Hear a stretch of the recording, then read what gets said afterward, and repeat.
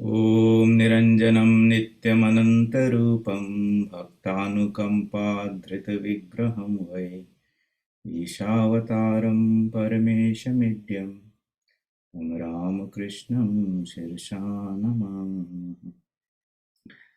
Namaste everyone and welcome to our study of the Bhagavad Gita. We are studying chapter 13 and we have sort of covered two main categories, that which is the Kshetra, the field that is to be known, and also the knowledge that will lead us to that, to the Kshetrajna, the knower of the field. And we are in the third category, that of knowing about the attributes of the Kshetrajna, the knower of the field. In this, the knower of the field, of course, is the Atman or Paramatman, or the Supreme Being, Purusha, according to the Sankhya philosophy. And in the verses that we have been discussing so far, we have found that Sri Krishna is talking about the immanent aspect of that Supreme Being. So in the Upanishads, in the scriptures, they talk about two aspects. One is the transcendental aspect, which is the nameless, formless, Supreme Being, beyond mind, beyond attributes, beyond any type of description, beyond this reach of mind and speech. So it's called Avang Manacha Gocharam. Manas and Vak. Vak is speech, Manas is the mind. Agocharam means beyond that. So they're trying through the scriptures to present to us something which is beyond the scope of the mind. But it's not only transcendental. The second aspect is called immanent. Immanent means it is pervading everything. That which is appearing to be Prakriti, nature, right from the world of Brahma to the stone, that existence on which everything is superimposed, all these names and forms have been superimposed, is present in a very dynamic way. It's not just like a screen in a movie.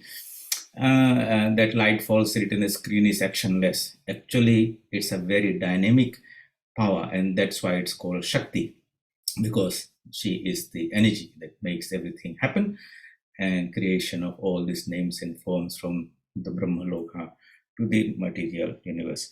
So in this verses that we have been looking at from verse 12 onwards, Sri Krishna is trying to explain to us that nature, the all-pervading nature of the Supreme Being. What does he say? Very quickly he says, Sarvata Pani Padam Tat. Know that it has hands and feet everywhere. It has eyes and heads and mouths everywhere. It has ears everywhere. It exists in creatures, pervading them all. Sarvam Avritya Tisthati. So here, how do we relate to it? Or how do we practice this? Whatever senses function, either they are karma indriyas or jnana indriyas. Here, hands, feet, they are talked about the karma indriyas. Eyes, ears, they are the jnana indriyas. They function as long as that consciousness is there. So in the Quran, it is said, Allah, He is nearer to us than our own jugular vein. That means, if you cut the jugular vein, you're dead. It is so close, and yet he is not visible. Why? Later on, Sri Krishna says, he is not known through the senses because it's too subtle.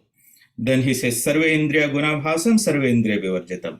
So he is shining through the functions of all the organs, yet it can exist without the organs. So how do we practice it? Well, it's about developing that awareness that it's not the eyes that see or ears that hear. It's not the hands and feet that move. There is a power inside all of us because of which all those activities happening. Otherwise, what happens? We attribute those actions to the body, to the mind, and to the ego. And the ego thinks, I am the doer, I am the enjoyer. In all these verses, what we are trying to do is transfer the actual doership from the ego to the divine behind the ego, and make the ego, an instrument in the hands of the divine. That is a general theme. In an ordinary man in ignorance, he does not believe there is a divine power, Jiva, Paramatma, or Purusha behind that. And that was the problem with Arjuna's understanding or misunderstanding of himself. Sri Krishna tries to introduce that idea of the Atman and describe its nature. It is never born, it does not die, it's not hurt, cut by the sword or dried by the water or burned by the fire. All those qualities it talks about and says that, look, my friend, position yourself, establish yourself in that knowledge of your Atmanhood in its eternal nature, and then you go about discharging this duty as the great warrior of the battle that has to be fought. So the lesson from the central theme of that of the Bhagavad Gita is for us to become, through these studies and contemplation, to develop that strong, deep conviction about that Atman nature. That is our true spiritual identity. And with that will come a great sense of peace, and fear disappears because you don't even have fear of death when you know the Atman is immortal and all that. So, and then engage in the world, being anchored on that true nature, swastha, being established on your true nature, swastha. That is the way to peace and happiness. And so then Shri Krishna says, asaktam sarva bhrishchaiva nirgunam gunabhoktricha. So, without gunas, yet it is the passiva or enjoyer of the gunas. Gunas are any activity that's happening in the body, in the mind, as a result of some permutation and combination of the three gunas, sattva, rajas, and tamas. The three gunas function because of the presence of the Purusha. And the example that's given in the scriptures is, if you have some iron filings and you have a magnet, when those iron filings come within the magnetic field, they move because of the invisible magnetic field and seem to be having a life of their own. But actually, it's the invisible magnetic field of the magnet that makes them move. Likewise, all the activities of the Prakriti, made of the three gunas, are happening because of the proximity and the presence of the Purusha. That is one of the ways this is sort of explained in the scriptures. Then we went to and said, okay, where is this Supreme Being? Bahirantascha bhutanam acharam acharameva cha. Bahir and antar, it is within and without. So basically, it is, the concept there is, it is all pervading. When we say where is our identity, then we say it is within the bounds of this what defines as our boundary of our skin. Anything other than this is not me. But in the universal consciousness of the Purusha, he is not limited by any of these material things. He is all pervading, and it is moving through all things, but in itself is unmoving. So basically, as I explained some time back, Shri Krishna will use this extreme ends, the descriptions, trying to capture that idea of the being. So Bahir and Anta. So how can something be outside and inside? So he uses both things. How can something be moving and non-moving? So using these ideas, he's trying to say that, look, these are words that we use in our everyday language that is related to our physical body, our activities here. This reality that we are talking about transcends them all. That is the idea. And why don't we say it? Sukshmatvat, because of its subtlety.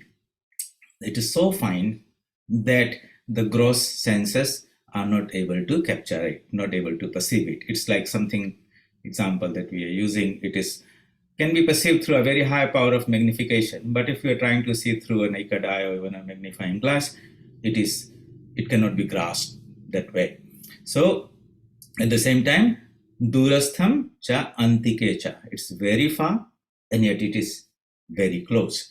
So basically, when you try to literally take the meaning and try to form a picture of that being that is being described as the Ch13, using these opposite ideas, basically your mind will not be able to grasp what that entity is, because really the entity is beyond the grasp of the mind. But with the help of this technique, it's trying to give us some idea that it's not within the realm of the senses, it's not within the realm of the ordinary mind, but it can be grasped by the subtle mind. And so the conclusion by the spiritual seeker is that definitely it exists, it's right here in front of me in all these forms, but I don't have the right tool, the subtlety of this mind and purity of the mind, And that is what I need to develop. And that's when they said, okay, what's the next step? Next step is sadhana. How do I develop that pure mind? Shuddha man, Shuddha buddhi,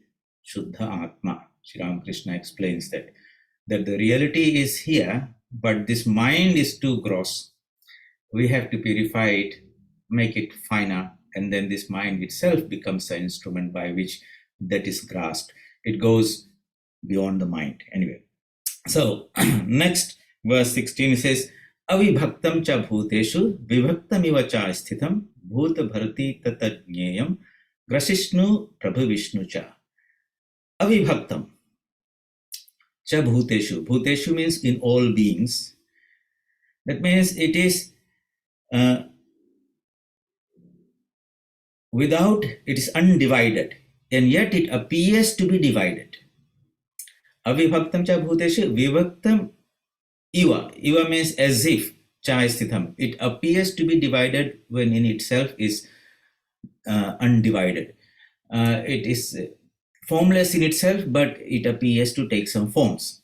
So if we use the example of the wave in the ocean, if you go deep inside the ocean, there are no forms. It's water in all directions. But when you come to the surface, the various waves are there in different forms. So when you go deep inside at the spiritual level, all names and forms disappear. But when you come down to this gross level, functioning through the senses, all the forms appear. And we can always reference that particular experience of Manmadha Gunguli, where like an ordinary person, everyone, us, he is seeing the world of names and forms in trees and plants and has got his own separate identity.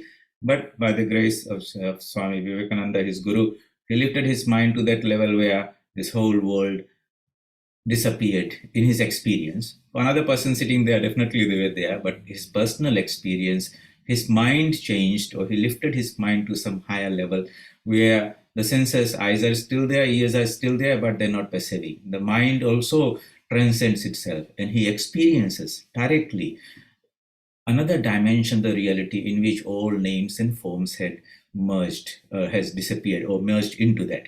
And when he returned down back to this sense plane, then the whole world reappeared. And Swami Vivekananda said, this is Maya. This Maya means is a statement of fact of what you experience depending on at what level your mind is, or all those existence that the pure consciousness exists here and now, the world of ideas which are called the Vedas, which are experienced by the rishis, or a person of whose mind is very pure, who has been able to lift it to that level, they're able to experience the spiritual truths. Or when it comes down to the very gross level, then the senses begin to function and the world appears. So this statement of fact, that it's a fact, all these three dimensions are there. So we say three, it's like a continuum. But what we experience depends on the frequency to which our mind is tuned. Sometimes we use this example of having a radio or TV station. You put a TV and all the channels are there. But the one that you see depends on how to the station that you are tuned to. So likewise, this mind can be lifted to a very high plane of consciousness where all the names and forms disappear. And when it comes down to this level of sense-bound plane, then all these names and forms reappear. So, so Sri Krishna is trying to talk about that high reality where speech and mind cannot reach, but is trying to use the language that we are all used to and trying to give some hint to that. Avibhaktam cha bhuteshu is indivisible, and so that novel is, though undivided, appears to be existing as divided in all beings. And what else is its nature? It is the sustainer of all beings, as also the devourer and the originator. So, Srishti, Sthiti, Vinasha or Samhara. That supreme being projects the whole universe and all beings. It sustains them every moment, just like the ocean sustains the waves. And ultimately, all the waves merge into that ocean at the time of Pralaya. And then he projects them. And this cycle of projection, sustenance, and reabsorption is how the divine plays within himself. He doesn't project it out himself. It's like the waves appearing on the ocean. They are not separate from him. And in ignorance, the wave feel that they're separate, and that's how the play goes on. So, the next verse 17 says, Jyotisham api tad jyoti tamasa paramuchyate jnanam gneyam jnanagamyam hridi sarvasya visthitam. Jyotisham. Jyoti means light. There are so many types of lights are there. The light of the stars, light of the moon, light of the sun, light of the candle, light of the tube light, and all those things. So the quality of something that is luminous is that it illuminates something else. The Supreme Being cannot be illuminated by anything else because it is self-luminous. Okay, so the difference between the light of the moon and the light of the sun is that if there's no light of the sun, the moon is invisible. The moon is only the reflector. It requires something else to reveal itself. It is not self-luminous. While the sun, it is the very source of light. So that noble, that means this Ch13, is the light even of other lights. That means it is the ultimate light of consciousness by which everything is revealed. In the Upanishads, I think Brihadhyaranyaka Upanishad, there's a line of argument with that disciple. The teacher is asking the disciple, by what light do you see things, So he says, in a dark night, okay, what do you see? He said, I see things by the moonlight. And then sun rises, then I see the things, in the daytime, I see things by the light of the sun. And he says, what do you see? How do you see things at night? He says, I see it by the light of the moon and the light of lamp. Then he says, when you go to sleep, in your dream, you see things. Then what is that light by which you see? Of course, there's not any material light anymore. It is the light, something from within. And that way he leads him ultimately to that light of consciousness within and says, look, everything outside can exist, but if you're not conscious, nothing is revealed to you.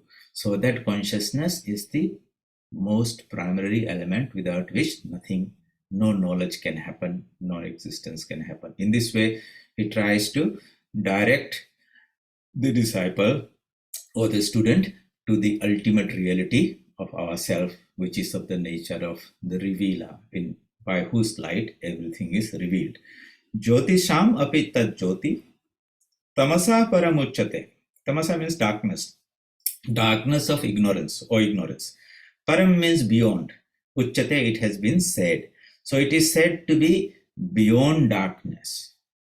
The moon can be dark, or it is always dark on one half of it, which is behind the sun.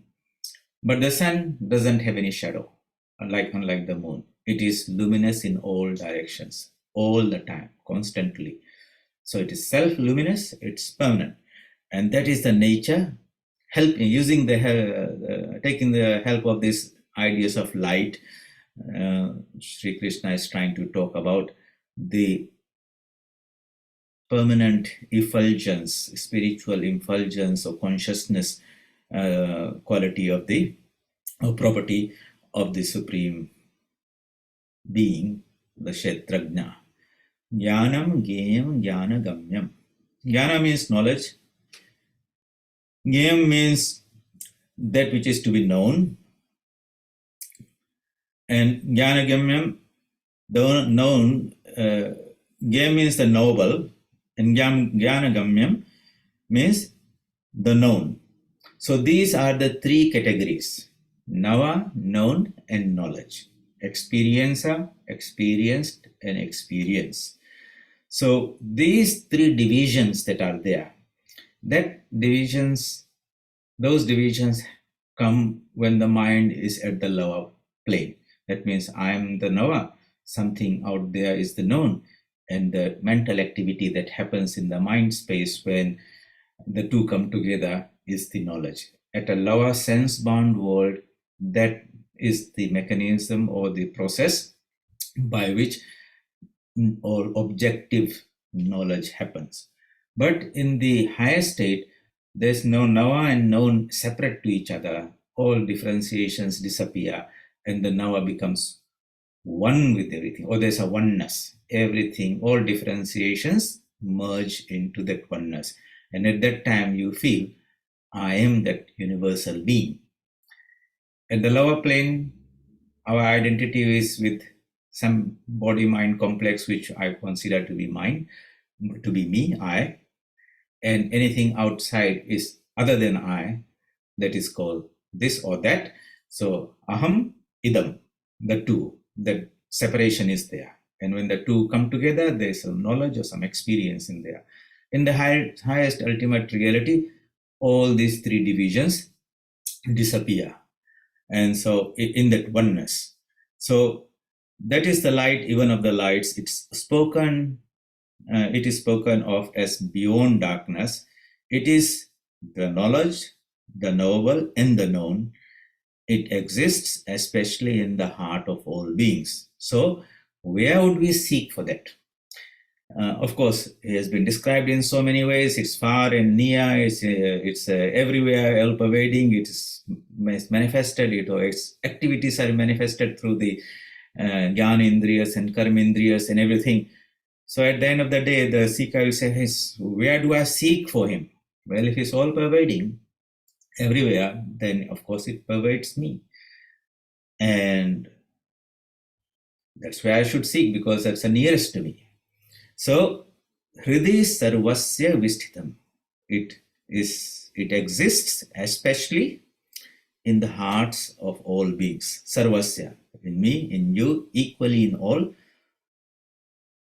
In its existence is equal, in its manifestations it will be more or less. It's just like, to give an example, you have the same electricity of 240 volt running through all the light bulbs, but the different bulbs have different luminosity depending on the wattage. You got a 25 watt bulb, or 60 watt bulb, or 100 watt. So same power flows through all of them, but they reveal the brightness of the lamps differs depending on the capacity to manifest that light.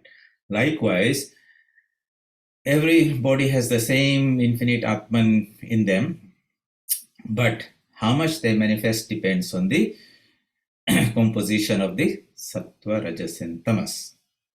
And when Tamas is more, then that light is hidden quite a bit. When Sattva is more, then it is self-luminous, and Rajas, it's in between.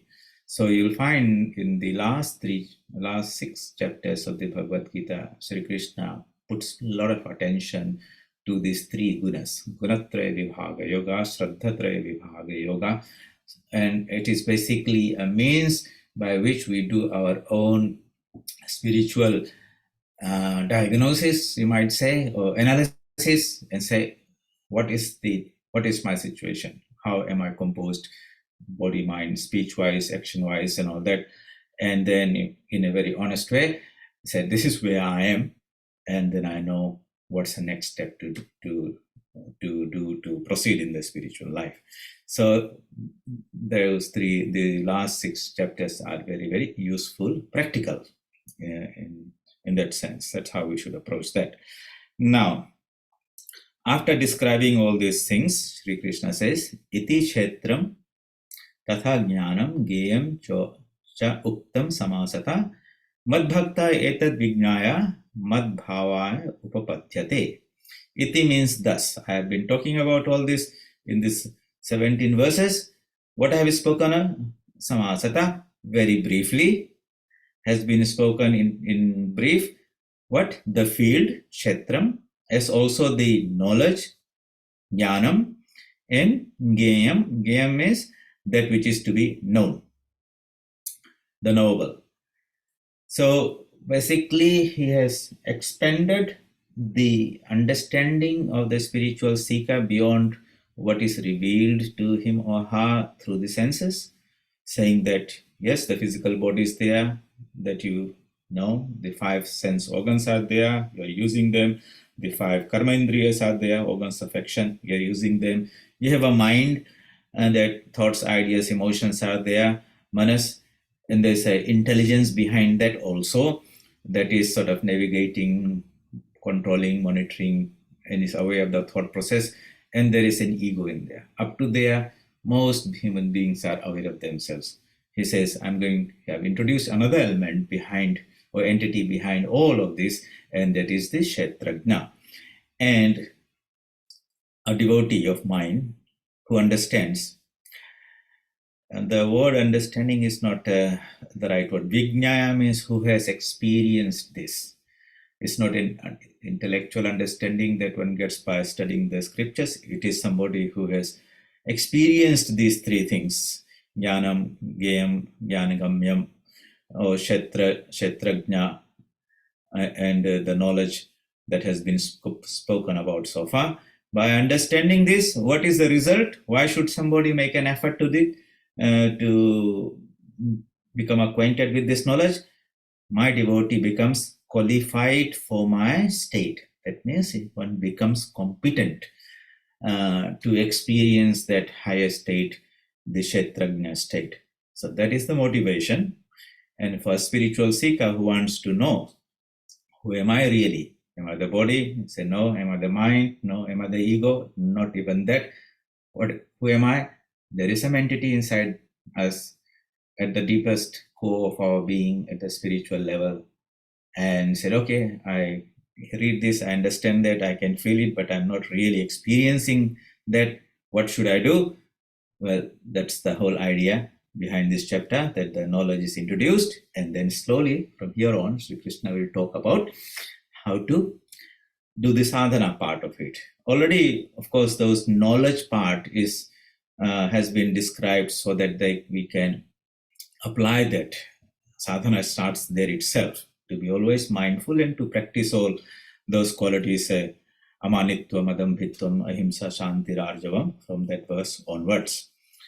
All right, so this is the third category of this chapter 13 that Sri Krishna talks about, and then he introduces a few ideas in a very generalized way, and that's why I had introduced and given a little bit of background to Sankhya philosophy a couple of 2-3 weeks back, because from that perspective you'll understand the terminology that was used was Prakriti, Purusha, and all those type of things. So let us look at this chapter, verse 19, sorry.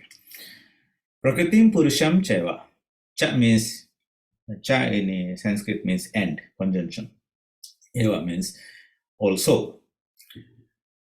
So Prakriti, the English word is nature, or we might say anything that is manifested, that has got a name and form.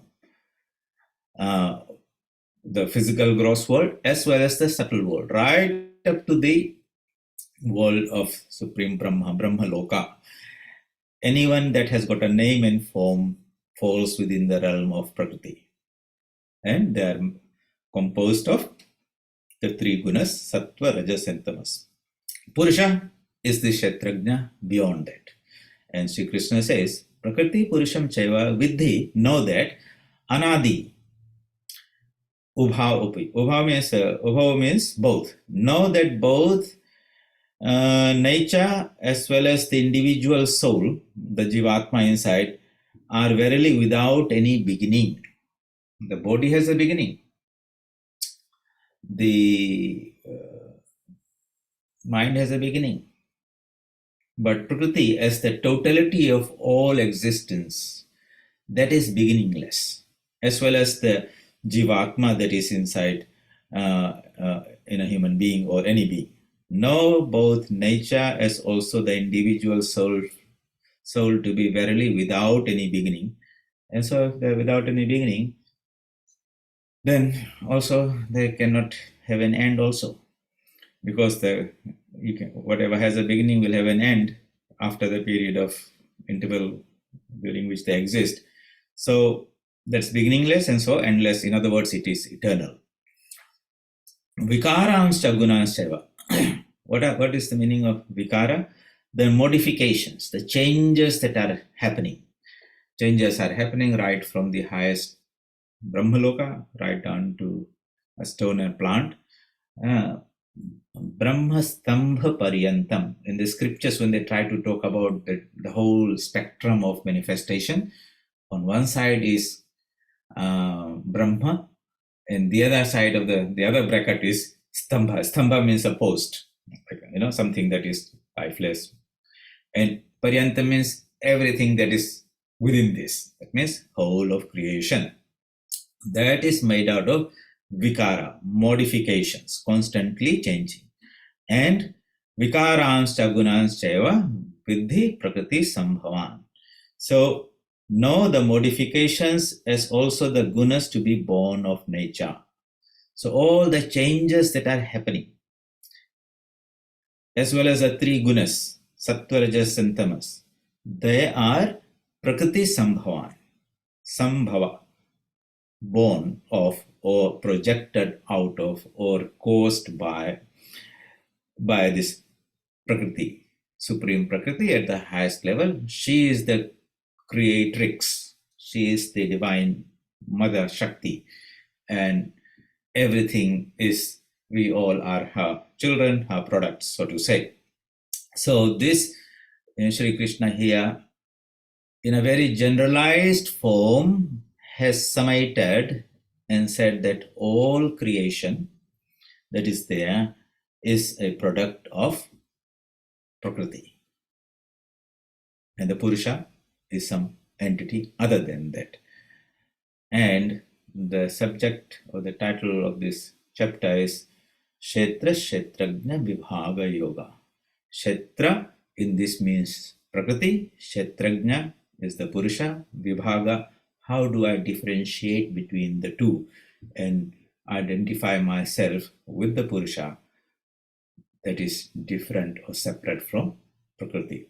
This is how the Sankhya approach of liberation or mukti, it means, it is described. That means the Purusha will develop that type of very subtle intelligence or buddhi.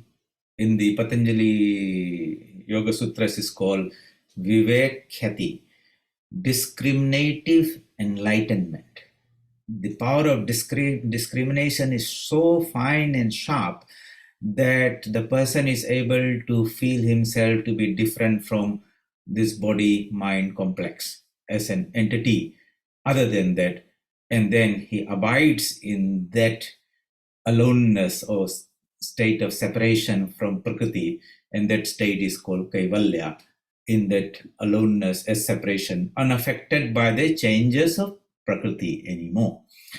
No, on the vikaras, the changes are happening. Means body is coming and going from youth to middle age to old age, disease, death, all those things are happening. Changes in the mind are happening. The Purusha, the individual, sees itself or experiences itself to be totally unaffected by those changes because he knows himself to be separate from it and therefore is not affected by it. It is like the movie screen on which the movie is being projected.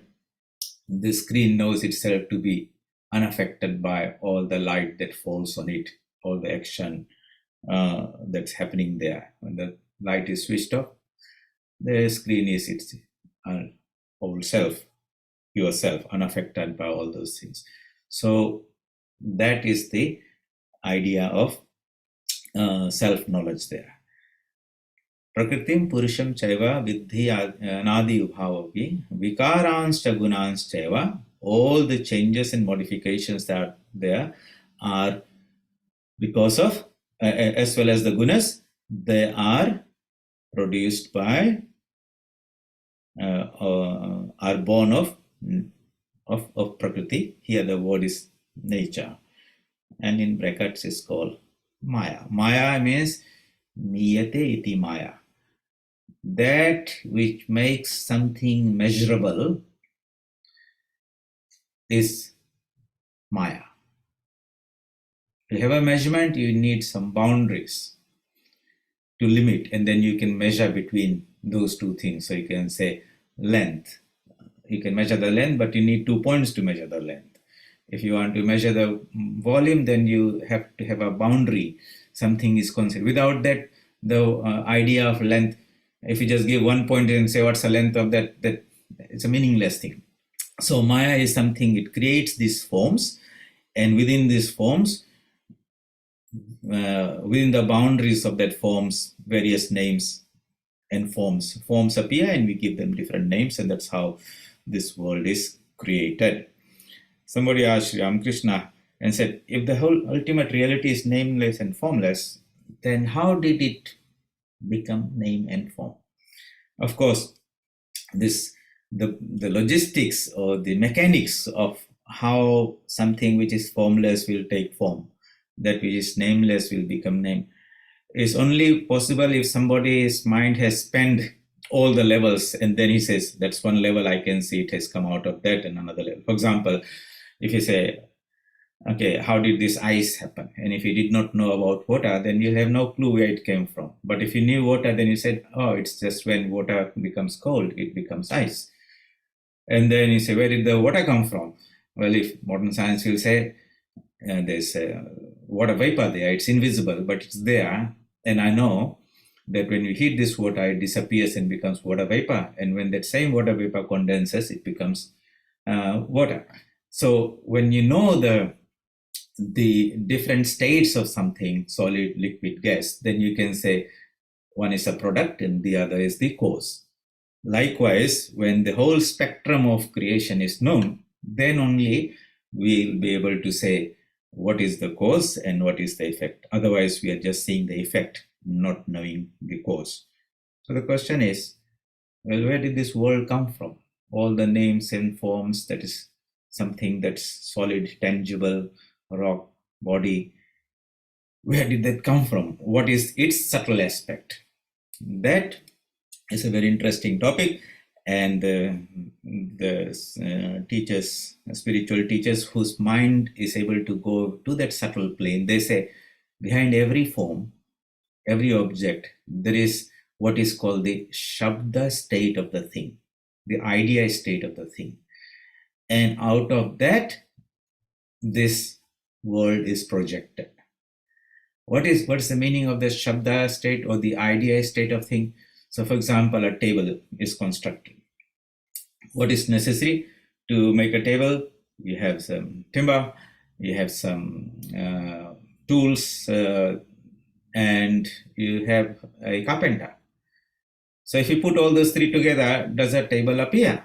No. It's only when that idea of the table is in the mind of the carpenter and he uses the materials, things, and the instrumental cause. So there are two causes. One is the material cause, the timber and everything. The other one is the agent, which is going to do it. When the two come together, that which was an idea in the head of the carpenter begins to take shape and becomes manifested as the table.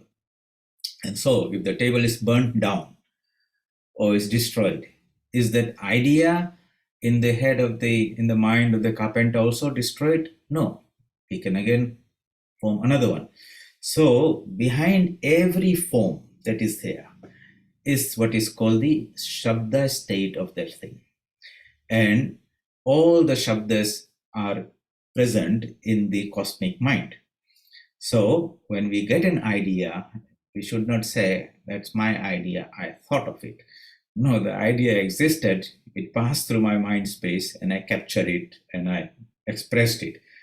But they all exist. We are not creators, we are just presenters of those ideas. Where do the ideas come from? Then that's the next question. Is there a finite state out of it? If the object is like a table, if the idea is like water, what is the water vapor state out of it? What is its causal state of it? So the physical world is the gross world, the mental world is the subtle world, and that out of which the subtle world has come is called the causal world. Solid ice, liquid water, water vapor. That is one type of presentation of the three levels of manifestation. But ultimately, where do they all come from? That which is pure consciousness by its own power. And that's the idea that we have been studying in the Pratyabhijna Hridayam, how Chitireva Vishwa Siddhi Hetu, the divine consciousness, is the cause of this whole universe. So that those who are following this Pratyabhigna Hridayam will have some understanding now to answer that question about how out of pure consciousness, which is nameless and formless, this whole universe has been projected. So, verse 20. कार्य कारण कर्तृत्वे हेतु प्रकृति रुच्यते पुरुषा सुख दुखाना भोक्तृत्वे हेतु रुच्यते. Uchyate means it is said to be. So let us have a look at the word meaning. Kartritve, with regard to the cause of karya. Karya is the body. Karana. Karan means the sense, the organs. How many organs here? 13. What are they? 5 Jnanendriyas, sense organs. 5 Karmendriyas. And Mana Buddhi Ahankara. Mind. Buddhi is intellect. Ego is I sense. 5 plus 5 plus 3, 13. These are the 13 organs. So, body is made out of the Panchabhutas, 5 gross elements. The Karmendriyas, Jnanendriyas and Antakarana, we have discussed this before. The mind, Buddhi and ego are called the Antakarana, the inner organ. They are all clubbed together now, and that is called the Karan. And so, with regard to the cause of the body and the 13 organs that exist, Prakriti is said to be the cause. Hetu means cause, the originator. So that means the external material world, the physical body, the 5 sense organs, 5 organs of knowledge, 5 organs of action, and the Antakarana, Mana Buddhi Ahankar, all these things, where do they come from? Who is the cause of it? Prakriti. This is the Prakriti made out of the 3 gunas. She is the cause of this, source of this, originator of this. And the Purusha, what is he doing? Purusha sukha dukkhanam bhoktritve hetu ruchyate. Hetu means cause, uchyate is said to be. Bhoktritve means the enjoyer. Bhoga, enjoyership. So, the Purusha, the supreme consciousness, which is separate from the Prakriti, yet is engaged with the Prakriti. The soul Uchyate is said to be Hetu, the cause, so far as Bhoktitve, Bhogatritve, enjoyership of what? Sukha Dukkhanam. Sukha means pleasures or happiness, Dukkhanam, sorrows, misery, that one experiences in the mind space. So here, Sri Krishna, sort of after explaining these 2 entities, Purusha and Prakriti, he's beginning to talk about how those, when they begin to interact, in ignorance begin to identify with one another, what is experienced? What is the nature of that coming together?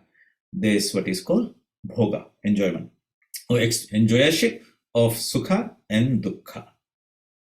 Regarding the source of the body and the organs, nature is said to be the cause. The soul or Purusha is the cause so far as enjoyership of happiness and sorrow. So, how do you apply this? When we are experiencing sorrow and happiness, we have to attribute those 2 experiences to the Purusha.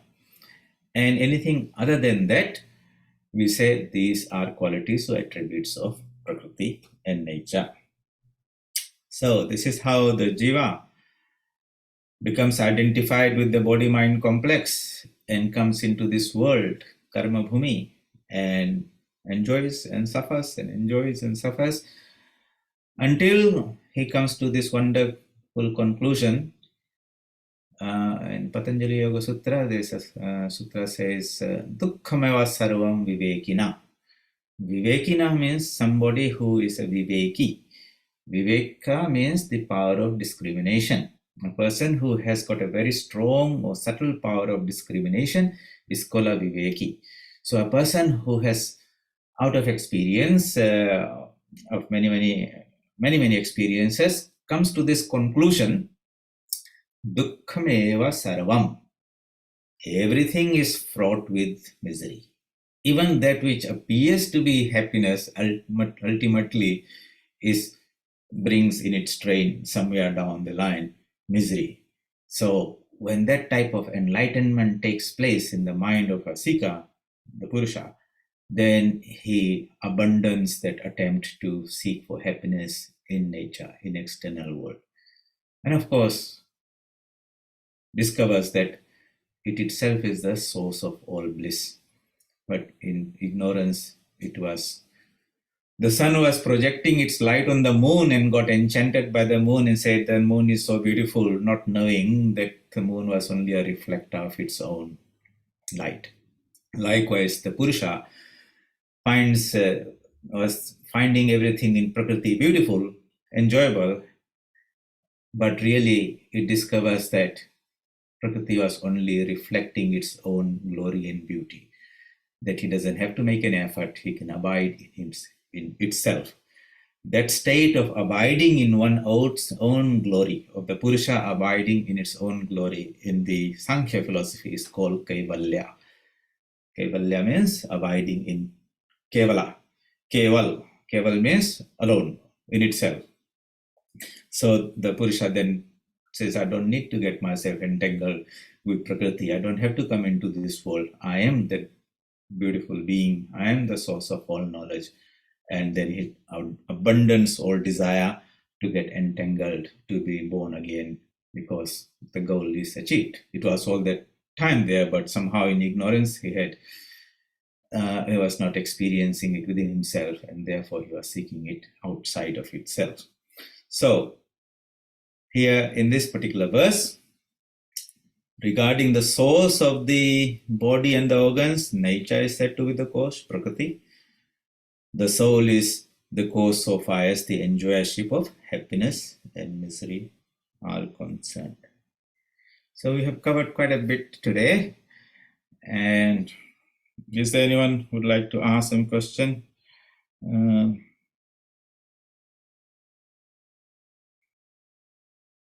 Or we can do one more sutra. Anyone out there? Yes, Swamiji, I've got some questions. Yeah. Can you hear me? Yeah, I can. Okay. So my first question was that if we are saying that the doership through spiritual knowledge through sadhana, the doership can be rested upon Purusha, does it mean that the Purusha is the entity who's doing, which means that it is committing an action? When we say that I'm experiencing something, and the Purusha is actually experiencing that, Yeah. then isn't the Purusha doing an action? Yeah. Yeah. So you can still be enjoying something like you sit down on a movie. Okay. All the action is on the screen. You are only the spectator, but you're still enjoying it, isn't it? Yes. Okay. Yes. You are watching a football game and the players are playing boxing match, whatever is there. Okay. You are on a spectator, but you are not doing the action, but you are still observing and enjoying it. So the Purusha is like a detached observer. That's why it's called a Shakshi state. To be involved, you get involved. You experience the misery and the sorrow, just like the boxing player, the boxer is, he gets hit also. But the pure enjoyment comes just by being that Sakshi. And that's why this non-attachment, detachment, being the observer, not getting involved, having the capacity not to get involved or to be able to detach itself is the higher way of enjoying the whole show. So the Purusha it's a light by which everything is revealed. Without the light, even the movie doesn't happen, but it itself is not affected by what is happening. So if you use the example of a movie in a cinema hall, okay, you got the projector, you got the movie reel that is rolling through, and you've got this light. So if you just run without the light, if you just run the reel, nothing happens. All right. So the light is necessary. And the light reveals something that is projected on the screen. And the movie runs through. Okay. And there could be comedy or tragedy and everything is there. But is that light in any way affected by the movie that is being projected on the screen? No. No. So it is something like that, that is unaffected by everything that is happening in Prakriti, yet but without its presence, Prakriti is not able to do anything itself. So Sri Ramakrishna in the Gospel gives the example, and he gives a very simple, nice one. He says, look, suppose there's a wedding ceremony at somebody's house. Okay, so the master of the house, after making all the arrangements and everything, the actual day the wedding is happening, he's seated on a chair and all those things. And people come, he welcomes them and greets them and all those things there. And so he's the Purusha. Prakriti is the mother of the house. What is she? She is very busy, running here and there, making sure, entertaining the guests, feeding them, and this and that. Now and then she will come and whisper something in the ears of the ask for some permission, and this guy simply nods, yeah, go ahead and do it, and then she goes back and becomes busy. So he gives this example. The Purusha is just his presence is there. His in his presence, Prakriti is doing everything. Okay. So essentially, Prakriti is doing it, and the Purusha is the entity who is sort of present there and experiencing that doership. Yeah. Okay. I've got another question. So listen, this is from the Sankhya point of view. When you go to Advaita Vedanta, then you say, hey, that which is Purusha and Prakriti are two sides of the same coin. All right. They're not really two. It's Advaita. It is one. But that becomes then when you talk about Advaita, then all talking stops because there's not two. You can't. So Sankhya is taken as a stepping stone. You say there's a Purusha and Prakriti, but in the highest knowledge, that which is the head and tail of the coin cannot be separated. Okay, and there's only one entity, and that is the supreme Brahman. So sometimes, when you're trying to explain this with the help of Purusha and Prakriti, certain things we can explain, but there will be some questions which will require us to transcend this, and at that time we take recourse to the Vedanta or the Advaita school and say there's a Purushottama, the supreme being, in which he is both the Purusha and the Prakriti. And when they try to express this, that the two are not really two, but only one being being expressed as two, then we see this form Ardhanarishwara, half Shiva and half Divine Mother. And that two are represented in the same body, not separately, Okay. Actually, the other question that I had, I think from Vedanta philosophy, then that might make sense. The question that I had was, Purusha and Prakriti both are creationless and destructionless. If I understood that right, Purusha I understand, and Prakriti I understand. So if both are changeless, destructionless, and creationless, why can't Prakriti exist without Purusha? Or can it actually exist without Purusha? Yes. So both are not actionless. The Purusha is actionless, and Prakriti is full of action. Okay, because she's creating the whole universe at the time of Srishti. She maintains everything, Sthiti. She withdraws them all to herself, Pralaya. She's incessantly active, just like the mistress of the house, the mother of the house. The Purusha is sitting there. But together they run the show. Okay, so that is from the Sankhya point of view. Sri Ramakrishna gives another example. He says, a better one. He says, look, if a snake is coiled and stationary, that's one state. And the same snake can be wriggling along and moving. Or the lake is absolutely without any waves, or it can be full of waves.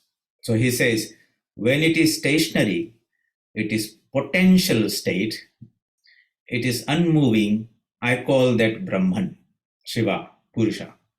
And when that same ocean is in waves or the snake is wriggling along, it's involved in the process of creation, preservation, and reabsorption. I call that Shakti or the Divine Mother or Prakriti. So it's just two states of the same being. One is stationary, that is called Brahman. And at other times, when all these three Srishti, Sthiti, Vinasha is happening, that is called Shakti. And Brahman and Shakti are two aspects of the same reality. So that's where the Advaita philosophy comes to explain those ideas at that level. Aiji, Yes. it's probably confusing the whole thing. Is it so? with all these various interpretations depending from where it comes. Well, if No, I'm just trying to get to something. So if we just stick to the Purusha and the Prakriti, and we then just look at that without having any other interpretation, that's so can one exist without the other? I think that's the or is it two parts of the same coin? I think if we just stick around that area, it might not go a little bit awry. yeah, at the end of the day, there's one entity. That's why the Advaita is the higher understanding. But when you are in the duality, then this Purusha and Prakriti, these two categories are there. One is consciousness, the other is material, everything. And the matter itself doesn't move without the consciousness. So the Purusha element is necessary to show. And so at the end of the day, basically these things help us to analyze ourselves that, look, I am a consciousness. I can feel that myself. I can't pinpoint where is it in the head or heart, but somewhere definitely is there throughout me. And I also know I am the body, mind, complex, and all those things, which is constantly changing from the moment I am born, it will disappear. So both entities are there. And during the journey of life, we, to be spiritually, to the spiritual path would be to discriminate and separate and know ourselves as the Purusha unattached to the Prakriti. So when the body disappears, we don't say, I'm dying. That is the utility of this type of thing as we go through the verses. So the unchanging is that, right? Not Prakriti. Yeah. So, experience, we know the body is changing. No one has to tell that. We know our mind is changing. Ideas are coming, and then you get dementia, you forget about also. We got, go to sleep, my ego also disappears. So everything here is changing. But there is something unchanging behind it also, which we can't pinpoint, but that is a very important factor. Now, how do I separate the two? And identify ourselves with the unchanging element and not with the changing element, which is how most people are in the state of ignorance identified with, isn't it? That makes most sense at this level. All right. Whatever makes sense, that's good. All right. Otherwise, it doesn't make sense. What's the word for that? Nonsense, eh? Everyone has to test. So different people will ask questions, and sometimes it's a bit of philosophical and speculation and all those things. The practical part is, here I am now. I'm caught in this situation. I know I'm a conscious entity, but also there is some change happening, and I've become identified with that change, and that change makes me happy or miserable, and I'm being tossed together in this way that I want to be unaffected by all this change. And to do that, I must withdraw myself into my Purusha entity and be the witness of all the change that is happening. That would be nice. Okay, so how do I withdraw myself? That would be the actual sadhana part of it. Somehow I've got caught. Now I have to detach myself out of it and abide in my Purusha entity, nature. Good. Anyone wants to throw some light on this? So, Swamiji, Yes. the basic gist is to know him. That's it. Yeah, keep on speaking. The basic gist is to know him, but we have to find out ways of knowing him. He's everything. For all these things here. So put it in this way, if somebody had not come across this Bhagavad Gita chapter, then Yeah. he would be thinking himself, but he would be totally thinking himself of Prakriti, isn't it? I'm the body, I'm the mind, I'm in ego, and beyond that I do not know. All right. Yeah. So this knowledge brings in that element of the Purusha and say, oh, now I can understand myself a little bit better. But I also diagnose that I have got myself all mixed up. In error, I have been thinking of I'm identified with Prakriti, but really my nature is Purusha. Okay, so once that type of this knowledge comes, then you say, how do I rectify this error? Mm-hmm. Okay, and that is the sadhana part, Yeah. So the knowledge helps there in that way, but then Sri Krishna will tell a little bit more as we go through the verse and say, how do you really, can you do it yourself? How much we are bound by it, and what are the means to detach and to free ourselves from this body, this cycle of coming and going. Sansaritvam.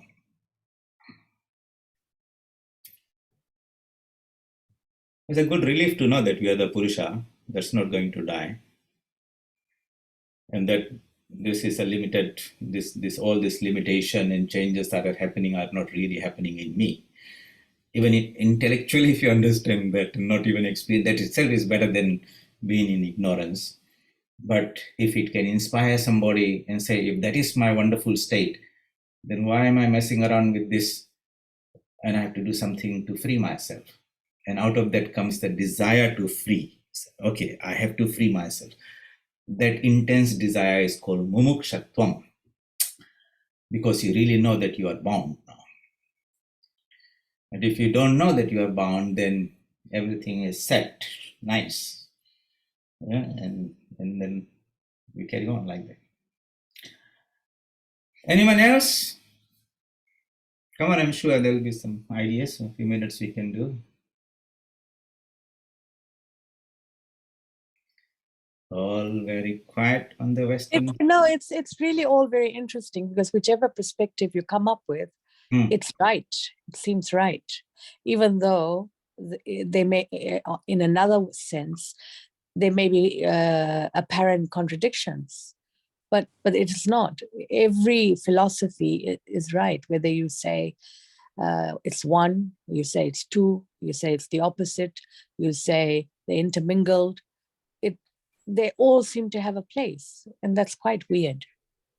Weird. It's like, so like Swami Vivekananda says, we do not go from error to truth, we go from a lower truth to a higher truth. And he gives the example of going to the sun, taking so many photos. There are so many photos. All are photos of the same sun, but giving different details. But none of them are the actual sun.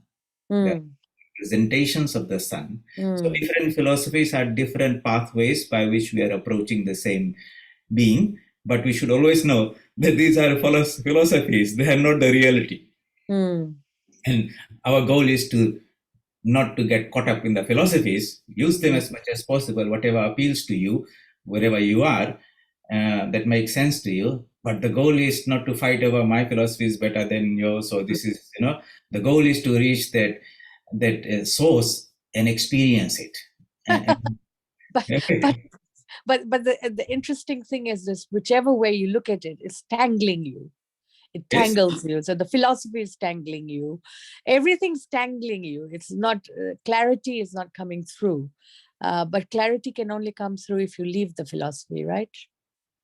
A philosophy is a guide. It's like the map, Okay, you can pour over the map, but it's not like reaching the destination. We use it for purpose, but don't get caught in spending your whole life philosophizing.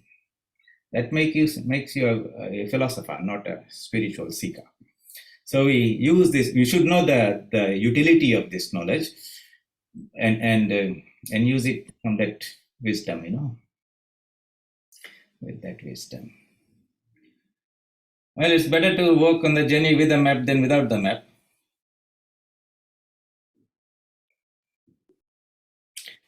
All right, so let us conclude today. You might have a wrong map. Hmm? You might have a wrong map. Well, yes, there are some people's maps are there who. That's another topic. It will take us too much in another direction. Let's conclude. Om Asato Ma Satgamaya Tamaso Ma Jyotirgamaya Mrityorma Amritam Gamaya. Om Shanti Shanti Shanti. Hari Om Tassat Shri Ramakrishna Arpanamastu. Very good, everyone. This Sunday we got satsang.